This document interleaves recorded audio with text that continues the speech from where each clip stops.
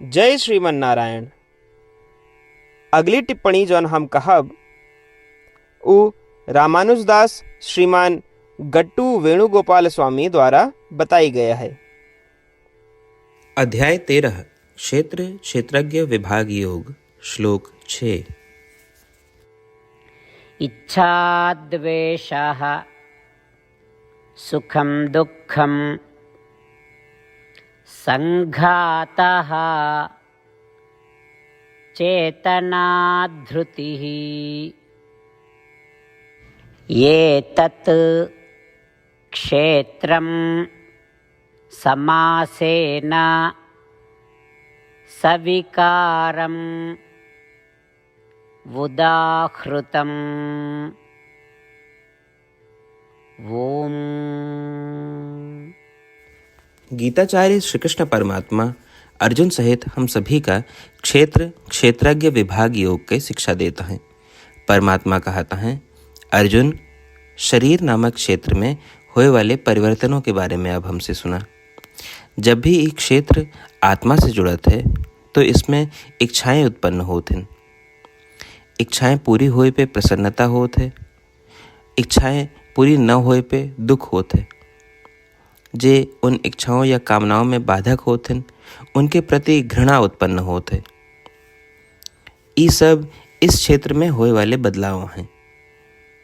इसके अतिरिक्त एक क्षेत्र हमरे द्वारा प्राणियों का पवित्र और पाप कर्मों के फल अर्थात सुख और दुख भोगे के लिए दीनगाह है।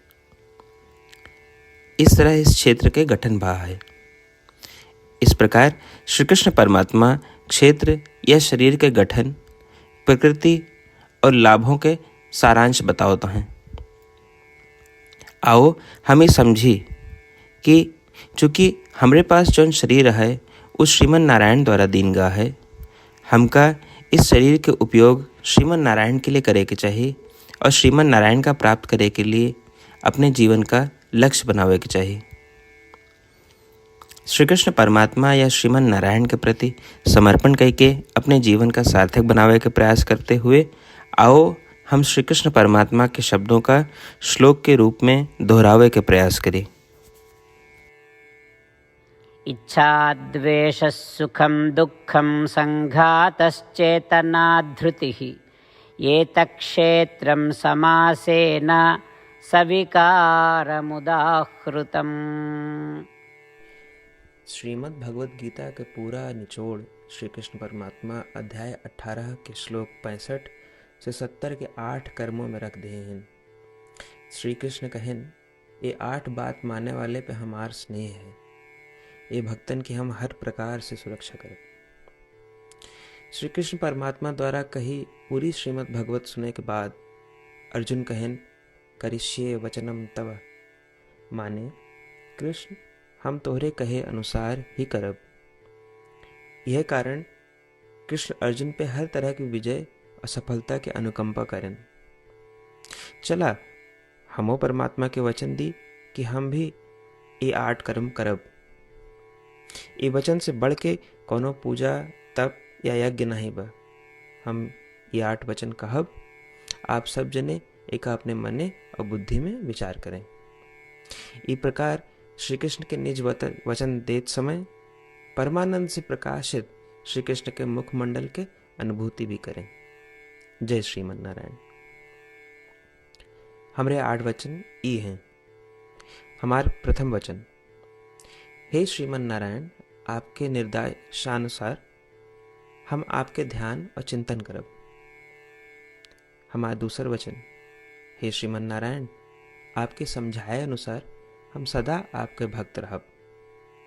हमारा तीसर वचन, हम अपन सारा कर्म आपके संतोष और सेवा के लिए ही करब। हमारा चौथा वचन, जैसा आप कहें हमका पूरा विश्वास है कि हम आपके हैं और हम सदा आपका करबद्ध नमस्कार व पूजन करब।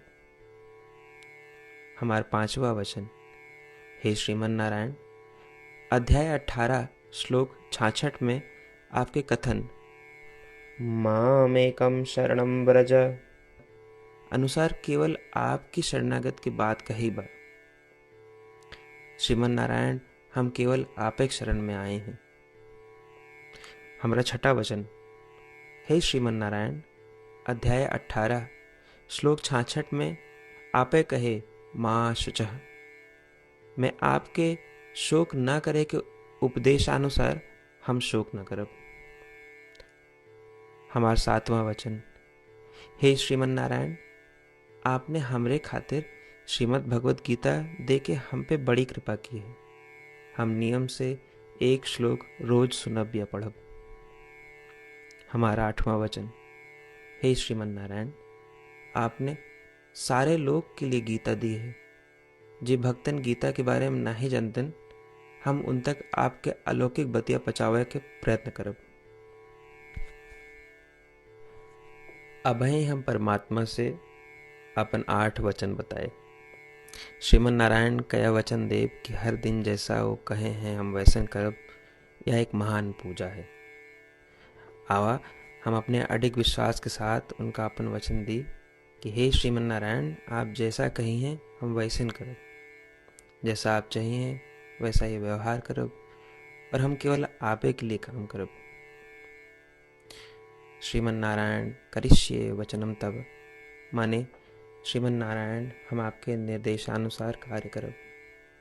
सर्वम श्री कृष्णार्पणमस्तु। जय श्रीमन नारायण। इच्छाद्वेषः सुखं दुःखं संघातः चेतनाधृतिः एतत् क्षेत्रं समासेन सविकारम् उदाहृतम्। ओम। इच्छाद्वेषः सुखं दुःखं संघातश्चेतनाधृतिः एतत्क्षेत्रं समासेन सविकारमुदाहृतम्।